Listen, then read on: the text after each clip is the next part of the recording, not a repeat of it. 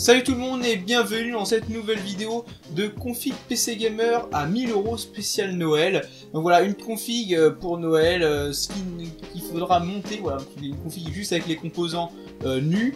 Et donc pour cette configuration là, je vais commencer par vous parler du processeur, de la carte mère, etc. Sachant que dans cette config, j'ai choisi AMD pour le processeur et Nvidia pour la carte graphique. Pourquoi pas Intel pour les pros, parce que Intel c'est hyper cher en ce moment, donc je recommande pas du tout d'acheter un processeur Intel. Un i5 8600K ça sera dans les 300 €, pareil pour les dernières générations, donc c'est beaucoup trop cher comparé au Ryzen. Donc on va commencer par le processeur. Donc le processeur de chez AMD, le Ryzen 5 2600, donc l'entrée de gamme des Ryzen 5, qui sera très performant avec 6 cœurs avec Hypertraining, donc 6 cœurs et 12 fils de calcul, fréquence de base à 3,4 GHz, donc c'est pas dégueu, avec une fréquence turbo sur un seul cœur à 3,9 GHz, avec un cache en L3 à 16 mégaoctets et une consommation de 65 watts, donc ce qui est minime, et au niveau du rapport qualité-prix on sera autour des 180 €. Donc voilà, un processeur très performant qui permettra de faire du montage vidéo, du montage photo, de la retouche photo plutôt, et plein de choses en fait, avec beaucoup de jeux vidéo aussi. Donc contrairement au i5 où les i5 en jeux vidéo c'est incroyable, là au niveau des jeux on sera un petit peu moins bien que les i5, mais on reste quand même très bon, on a des très bonnes perfs. Et l'avantage c'est qu'avec 12 fils de calcul, on peut aller beaucoup plus loin que du jeu vidéo en faisant voilà, comme je disais, du montage vidéo et d'autres choses.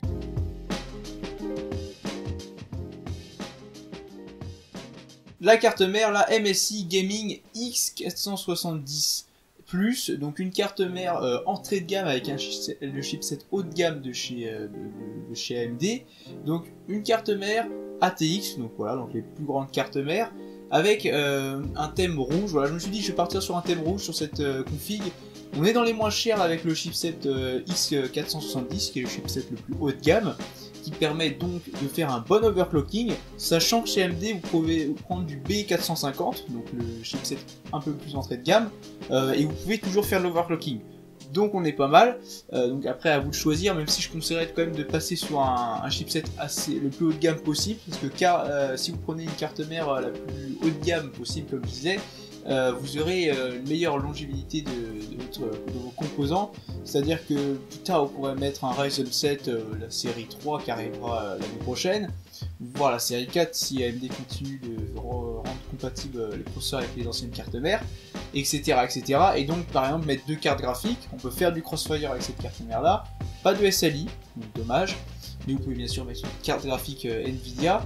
On a 4 slots barrettes de RAM jusqu'à 3466 MHz. C'est pas incroyable, mais à 3466 MHz, c'est énorme en fréquence.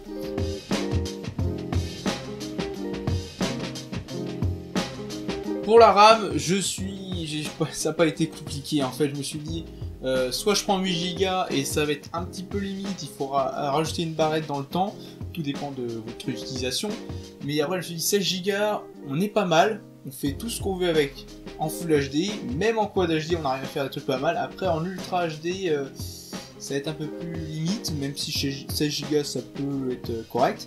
Après en Full HD, voilà, comme je disais, c'est vraiment nickel, on fait tout ce qu'on veut.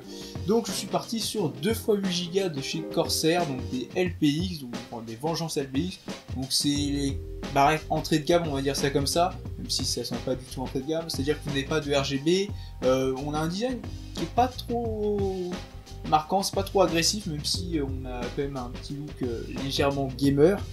Et donc avec 2 x 8 à 2666 MHz, donc une fréquence je dirais minimum pour aujourd'hui, c'est-à-dire qu'aujourd'hui ne prenez pas du 2133 par exemple ou du 2400 MHz, c'est trop faible, enfin je trouve ça trop faible pour de la RAM, et c'est vrai que là on est à 2666, on peut faire quelque chose de quand même pas mal.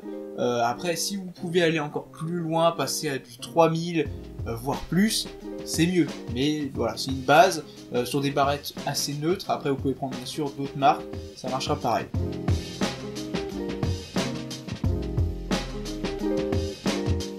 Alors la carte graphique, c'est quelque chose de très important, donc une config à 1000 €, il faut une carte graphique pas dégueu. On me suis dit on va passer sur une RTX, allez c'est parti, sauf que non, Nvidia n'ont pas annoncé les nouvelles séries 60, donc les RTX 2060, elles ne sont pas encore sorties, n'ont pas encore été annoncées, normalement d'ici 2019, en début 2019, on verra bien. Et pendant ce temps-là, on a les RTX 2070 qui coûtent 500-600 €, donc ça va pas être bon pour acheter ces cartes graphiques là. On va partir sur les anciennes générations. Après, je pourrais partir chez AMD avec les RX, les nouvelles, les RX 590 qui sont pas mal, mais les cartes graphiques AMD consomment beaucoup plus que chez Nvidia pour une performance brute un petit peu mieux, mais en jeu c'est pareil sur la RX 590 et 60, donc je vois pas l'utilité d'aller partir sur une AMD sachant que ça consomme plus. Donc voilà, je me suis dit une 1060 sachant que c'est une carte qui a bien marché, donc on aura un suivi je pense au moins pour 6-8 ans au niveau des drivers. Donc la 1060 de chez MSI, la Gaming X, donc la plus haute gamme, à 340 €, bien sûr version 6 Go de VRAM. On a une version 3 Go que je ne recommande pas parce qu'on baisse un petit peu en performance, et 3 Go de VRAM aujourd'hui, on arrive à la limite en fait de la VRAM sur les cartes graphiques. C'est vrai que quand on regarde dans certains jeux en fait ça va bloquer parce que vous n'aurez pas assez de RAM dans la carte graphique. Du coup certains jeux vont un petit peu brider.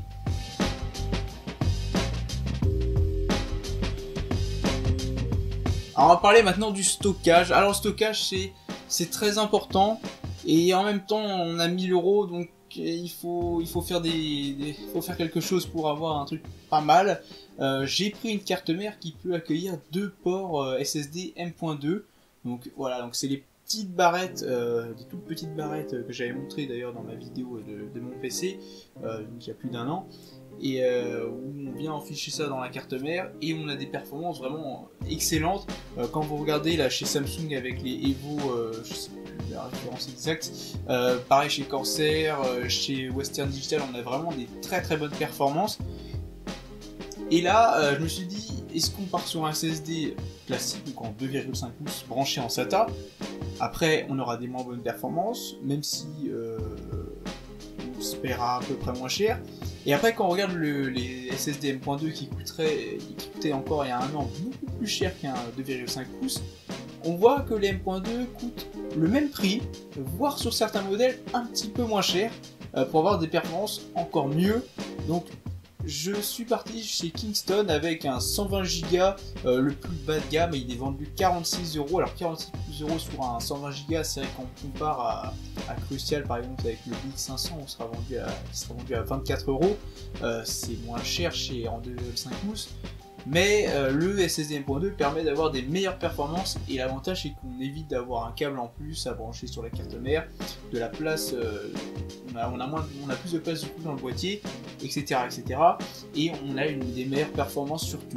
Donc 46 €, un 120 Go pour installer Windows ou un autre OS, et en disque dur de stockage, bon là j'ai pris un Seagate Barracuda 1 Tera, voilà.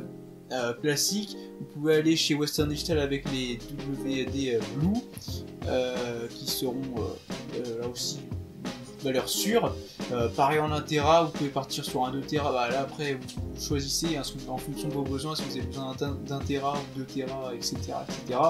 Même si vous voulez beaucoup de stockage, prenez 2 disques durs, voilà, voire 3 en fonction de votre usage.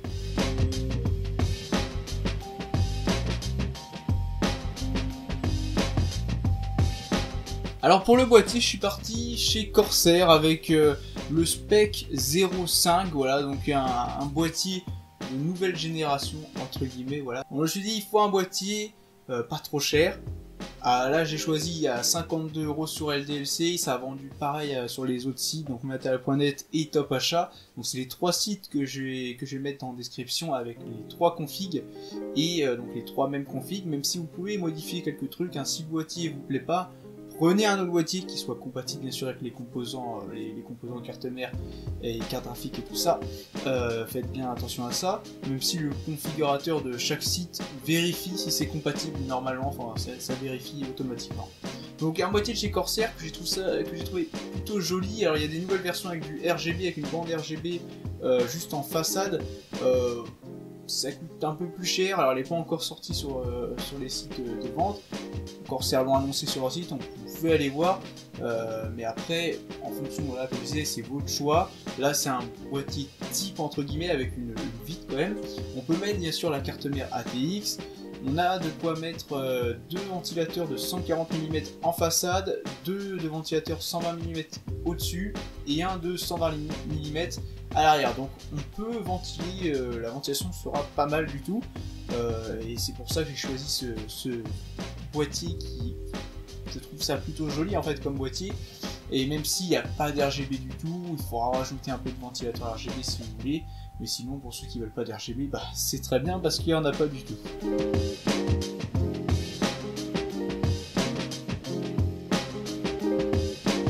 Alors pour l'alimentation, j'ai choisi... non, en fait, non, j'ai pas du tout choisi. J'ai cherché ce qu'il y avait de disponible et à pas trop cher. En prenant une marque qui soit une bonne marque quand même. J'ai choisi la Be Quiet Pure Power 11, donc une 600 watts 80 plus Gold. Donc une alimentation qui sera largement suffisante pour une 1060 et un processeur AMD Ryzen 2600 qui consomme, donc le TDP du processeur c'est 65 watts plus 120 watts de la carte graphique. Donc on est large, en jeu on sera autour des un peu plus de 200 watts. Donc on est vraiment largement suffisant. J'ai pris cette alimentation en me disant ouais, dans quelques années l'alimentation sera suffisante encore pour ajouter une 1000, pas une 1000 mais une 3080 par exemple dans le futur, un Ryzen 7 à 8 cœurs ou voire plus, on verra bien les nouvelles générations, etc. Rajouter, et l'alimentation va largement suffire encore pour pas mal de temps. 600 watts 80 plus Gold, vous pouvez garder l'alimentation tant que ça vous suffit, gardez-la, ça ne sert à rien de changer, sachant que des alimentations qui datent de 10 ans, aujourd'hui sont encore largement utilisables. Il n'y a pas de différence avec les nouvelles générations, c'est la même chose, en général c'est juste le design qui change, et derrière il n'y a aucune différence. Après les usés, mais si c'est une bonne marque, en général ça dure très longtemps, voilà, donc certificat 80 plus Gold, ça permet aussi de garder plus longtemps en vie les composants, parce qu'on a un meilleur rendement de l'alimentation sur les composants, et on peut overclocker un peu plus le processeur ainsi que la carte graphique et aussi les barrettes de RAM, donc à ce niveau là on est pas mal.